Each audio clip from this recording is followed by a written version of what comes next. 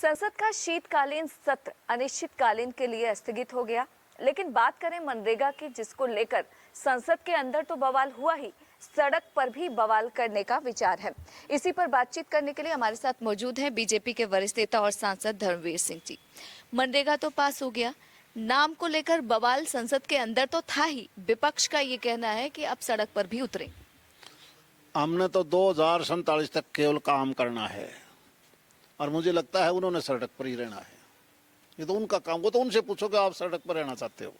हमने तो देश को विकसित देश बनाना है और इस प्रकार का कानून, मैं कहता हूँ माननीय प्रधानमंत्री जी और चौहान साहब बहुत बहुत बधाई के पात्र हैं कि जिन्होंने उतनी सारी खामियों को दूर करके हर चीज को डाला है कि आपने अगर ईमानदारी से गांव का विकास करना है तो आपने ये काम भी करना पड़ेगा, ये भी करना पड़ेगा। बिजली, पानी, सड़क, नहर, हेल्थ, एजुकेशन सबको शामिल करो।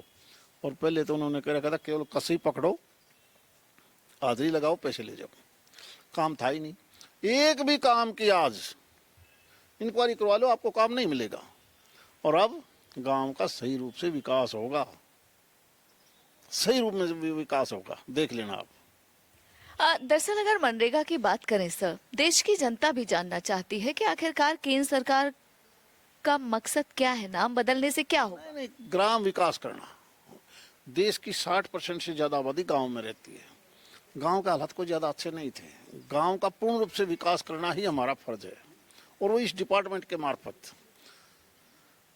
केवल और केवल कानून बनाने से काम नहीं चलता। कानून में जो खामियां हैं वो हमने धीरे धीरे दूर करनी पड़ती है। संविधान में कितनी अमेंडमेंट हुई है, अगर हम एक ही बात को रखते तो क्या हम आगे बढ़ पाते? लेकिन मेरा सवाल ये है सर, क्या आपको लगता है कि मनरेगा से विकसित भारत जी राम जी करने से विकास हो जाएगा?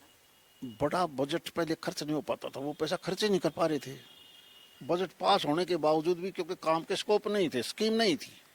अब स्कीम दी है तो गांव का विकास होगा, पैसे की और जरूरत पड़ेगी। तो हमारे प्रधानमंत्री जी गांव का विकास सबसे पहले चाहते हैं।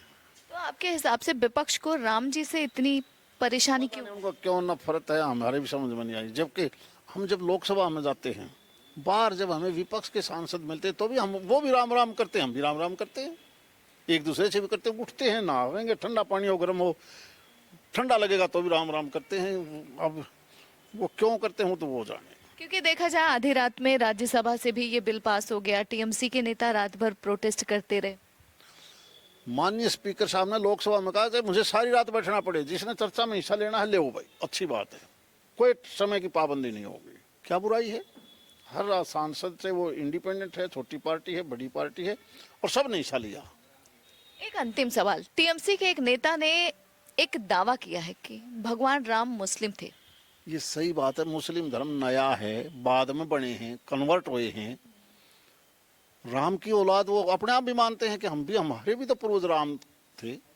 तो राम मुसलमानों का भी है, मुस्लिम धर्म का भी है। मुस्लिम धर्म तो बहुत नया धर्म है। वो सारे के सारे, ज्यादातर हिंदुस्तान में 95% कन्वर्टेड है हिंदू से। कि राम और किसका है? राम सबका है। धन्यवाद हमसे बातचीत करने के लिए। दिल्ली से इंडिया पोस्ट न्यूज के लिए ममता चतुर्वेदी।